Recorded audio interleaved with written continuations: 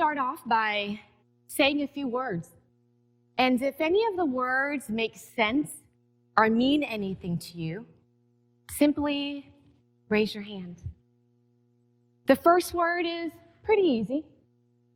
It's the word happiness. If you did not raise your hand, then we're going to have to chat afterwards, okay? The next word is disgruntled. Ooh, how about a real obscure one? There may be some real word nerds that know this word, pulchritudinous. Any takers for pulchritudinous? It means indescribably beautiful. I only know it because I am it. And the final word is tryst. I would be very impressed if anyone knew this word because it's actually not an English word. It's a German word for sad. However, I am not here to teach you German or English. I would like to point out something to you. Words are just weird sounds. Even the words that I'm saying to you right now only make sense because you know what meaning is attached to each one of them, which is profound. Language emerged because people were trying to make sense of what they were experiencing.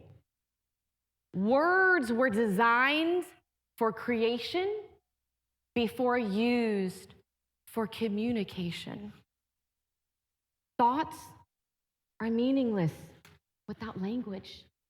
So people started making specific sounds when referring to specific objects. And when they ran out of those objects, they started using it to express their thoughts and their feelings. And language began to evolve. It moved from a label to a relational tool to an art form. People searched all over for a way to define and share their experiences, and language was the medium on which they settled on. The theme for this event is emerge, and I would like to explore the idea of emerging and evolving.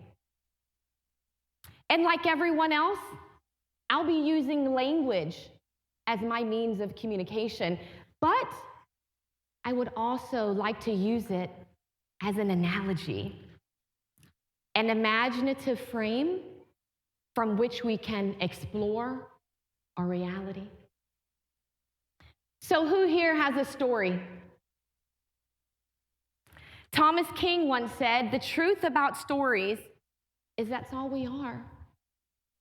Every one of us in here have been through some challenges, even me. I realize my smile can be pretty disarming, pardon the pun,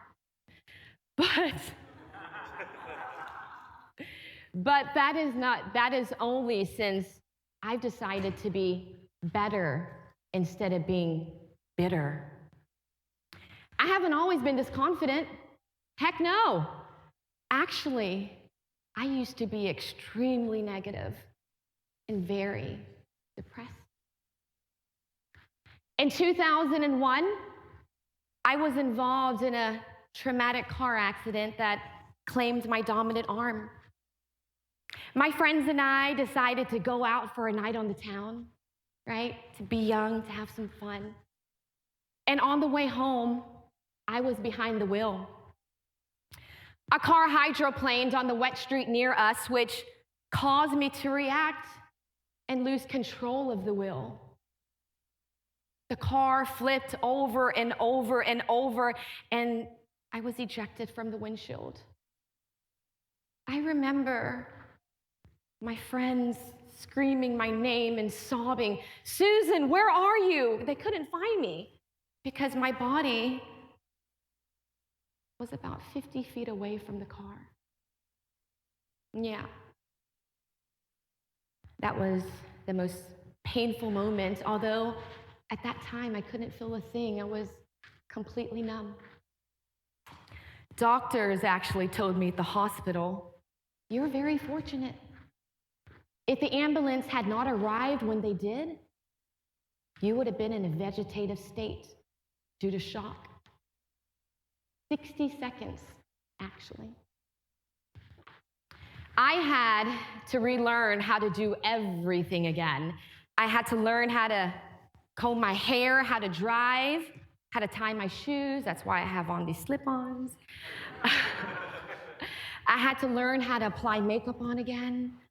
Every single basic daily task was an uphill battle. And to be completely honest, there are many moments where I did not want to be alive. I'd love to tell you that I took those challenges in my stride, that I woke up singing battle cries as I barely paused for breath, climbing one mountain to the next, single-handedly, that is. But that would be completely untrue. I did the exact opposite. My morning routine consisted of waking up, crying, screaming, sobbing, and full of agony, asking, why me? Why me? The pain at that time was confusing to me as the word pulchritudinous is to you. It was a meaningless scream. But my story does not end there. In the same way that words are just sounds with meaning, I decided I could give my cries meaning too. They too were just sounds. I needed to decide upon a purpose that could emerge out of them. I needed to confront the overflowing of emotions inside of me and allow myself to experience it. Each emotion, every single emotion. Bottling up that level of pain is a recipe for a Molotov cocktail, which, by the way, was a homemade hand grenade used in World War II, which exploded on impact. And you know what happens when you suppress your feelings and one small thing goes wrong? Something impacts your day in a way you didn't expect, and boom, everything goes up in smoke. You have to let yourself cry, but don't stop there. That would be like writing a dictionary and not putting in any definitions, just random words, which would be meaningless. My message to the world is to be better, not bitter. And the meaning I'm going to give my pain is not one of self-pity. I refuse to be stuck in that anymore. Instead, I will use it as an encouragement to the world. It's not only what you believe you can do, but you must take action.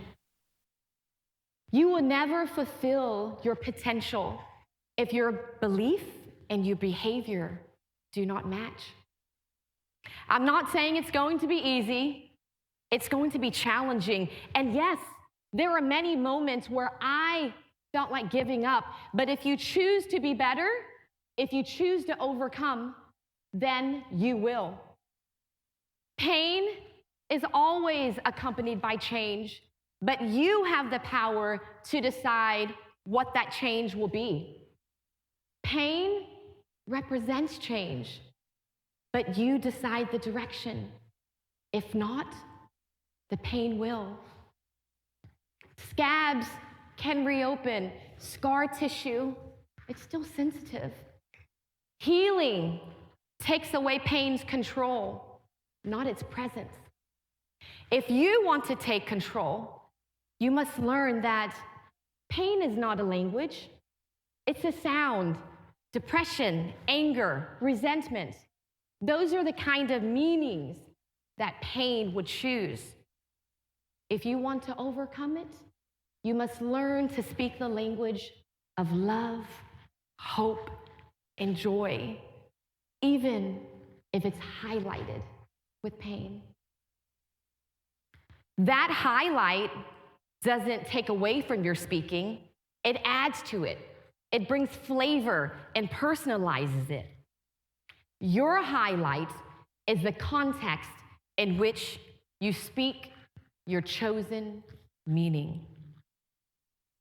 My story is one that provides hope and love, and every time I tell it, it's highlighted by the pain I felt and the despair I went through. Yeah, my history may be dark, but it's dark enough for you to see the stars and to reach for them. I decided to give my cries meaning. Every time I succeeded in something small, I would celebrate. I would be intentional about finding joy in those moments. I couldn't actually give myself a round of applause or a high five, but I would celebrate nonetheless. I encourage you to do the same. Your life is not just meaningless mumbo jumbo, it is full of potential, and you must take ownership. You are more than the sum of your past mistakes. You are amazing, you are powerful, and you are pulchritudinous.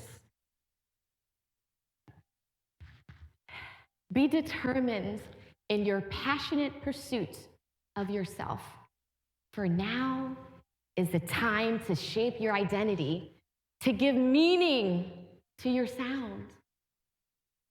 So, I leave you with one final thought.